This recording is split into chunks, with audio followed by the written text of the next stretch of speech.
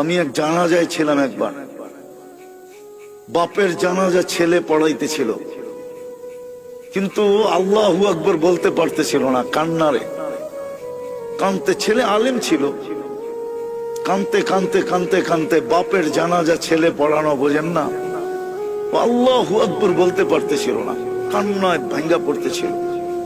একবার বড় কষ্ট করে জোরে আল্লাহু আকবার বলে উঠছে। জানাজা শেষ, আমার মন বলতেছিল যেন বাবা মাফ হয়ে গেছে। আমি সাথীদেরকে বলতেছিলাম যে আমি জানি না, আমার মন বলে এই বাবাকে আল্লাহ শাস্তি দিবে না। ছেলে আলেম, কলিজার টুকরা নিয়ে গেছে, ঠিক না? বাপ কি কলিজার টুকরা না? মাথার তাজ না? চোখের মণি না? আজকে সমাজে নাও হইতে পারে, কিন্তু একদিন তো বাপ এটাই ছিল।